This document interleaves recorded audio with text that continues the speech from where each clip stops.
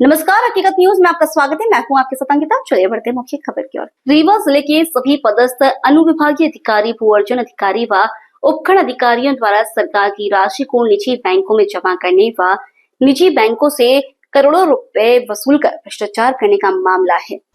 जबकि मध्य प्रदेश शासन के राजस्व विभाग के पत्र क्रमांक 16/52/2018/7/2 भोपाल दिनांक 22 मार्च 2019 को यह आदेश दिया था कि समस्त शासकीय राशि के खाते शासकीय बैंकों में खोले जाएंगे।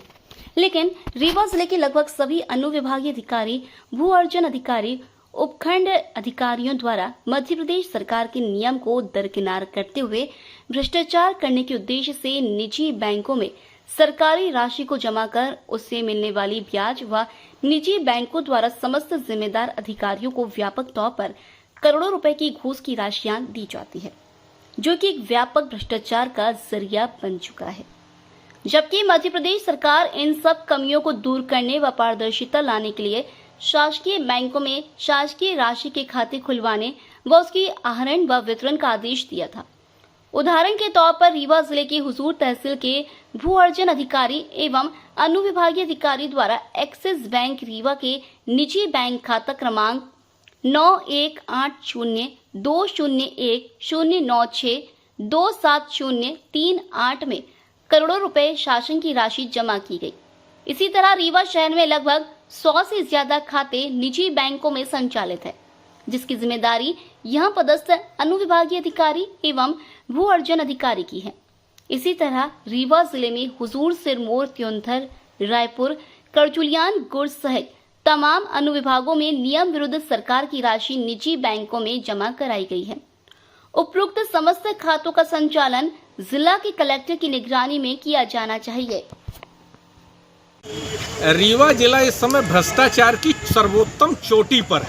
ऐसा कोई विभाग नहीं बचा है जिसमें भ्रष्टाचार जमकर न किया जा रहा हो। आज हम लोग कमिश्नर साहब से मिलकर एक मामला सामने लाए हैं कि जो सरकारी राशि आती है उसको रीवा जिले के एसडीएम या भू अर्जन अधिकारी, उपखंड अधिकारी या शासकीय जो सिग्नेचरिंग अथॉरिटी है वो शासकीय राशि को शासकीय बैंकों में नहीं जमा कर रहे हैं, निजी बैंकों में जमा करते हैं।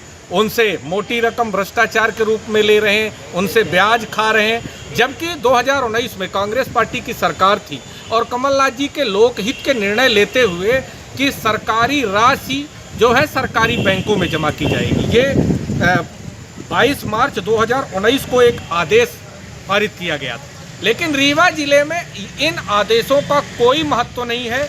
रीवा जिले के एसडीएम अनुराग तिवारी जी और जो त्योंथर, गुड़, रायपुर, करचुलियान, जवा यहाँ के सिरमौर यहाँ के एसडीएम लोग हैं, ये भू अर्जन अधिकारी का खाता निजी बैंकों में खुला रहे हैं। एक बैंक खाता एक्सिस बैंक में है जिसका हम लोगों ने इस पे वर्णन किया, और मैं दावे के साथ कह सकता हूं कि ऐसे निजी बैंकों में 100 से ज़्यादा खाते हैं। अभी आपने देखा एयरपोर्ट की ज़मीनों में करोड़ों रुपए बांटे गए मुआवजे के तौर पर। तो क्या जब सरकार राजस्व विभाग का आदेश है तो मध्य प्रदेश के शासन का आदेश रीवा जिले के अधिकारी नहीं मानेंगे?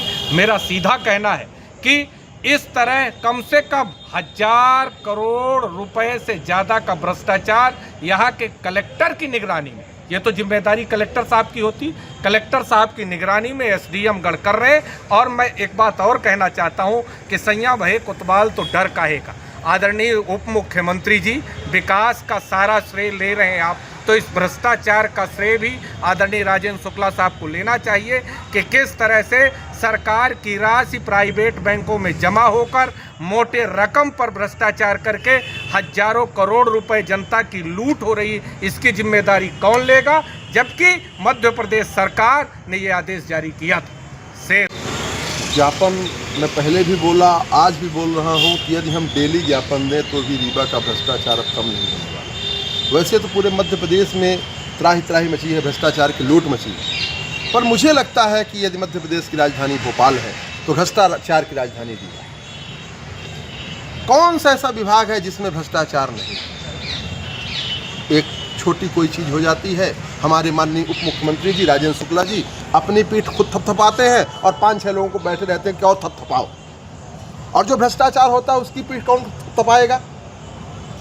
एक एक करके हम आपके सामने सारे भ्रष्टाचार लाते हैं। आज ये भ्रष्टाचार कुछ अजीब टाइप का है। भ्रष्टाचार ये है कि रीवा के जितने विभागीय अधिकारी हैं, भू अर्जन अधिकारी हैं, उपखंड अधिकारी हैं, इनको एक हमारी जब कमलनाथ की सरकार 2018 में बनी थी तो 2019 में एक आदेश पारित हुआ था 22 मार्च 2019 को कि जो शासन का पैसा होगा, सरकार का पैसा होगा, वह पैसा हम राष्ट्रीयकृत बैंकों में, सरकारी बैंकों में रखेंगे। यदि सरकारी बैंक नहीं होंगे तो राष्ट्रीयकृत बैंक की ओर जाएंगे। पर रीवा में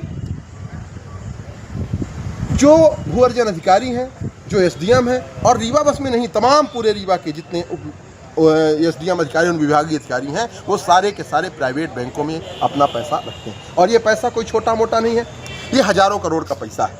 मैं आपको बता चाहता हूँ, मेरे पास तो सभी बैंकों के अकाउंट हैं, पर मैं उदाहरण के तौर पे एक अकाउंट नंबर दूँ। एक्सिस बैंक का अकाउंट है, उसमें लगभग रीवा एसडीएम के 250 करोड़ रुपए हैं।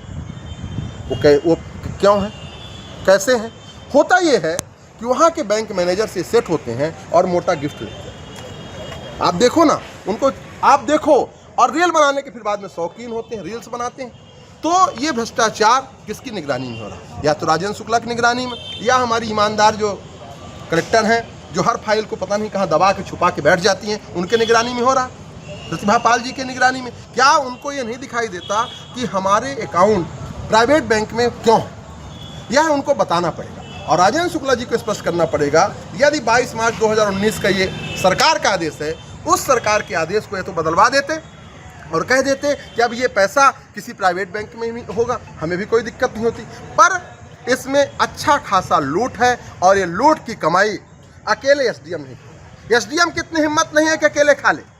एसडीएम इस कमाई को कलेक्टर तक पहुंचाता है, कलेक्टर उस कमाई को अपने उप मुख्यमंत्री तक पहुंचाता है, उप मुख्यमंत्री भी हो सकता है मुख्यमंत्री और प्रधानमंत्री तक पहुंचाता हो। यह रीवा के हमारे जन की, रीवा के परिवारजनों की खून पसीने की कमाई है। इसके लिए हम अंतिम सांस तक लड़ेंगे और लड़ते रहेंगे। यही हम अपने अभी कमिश्नर से मिलने आए थे और हमने उनको एक ज्ञापन सौंपा है, और मुझे पूरी उम्मीद है कि उसमें तत्काल ये कार्रवाई करेंगे और ये इसमें रोक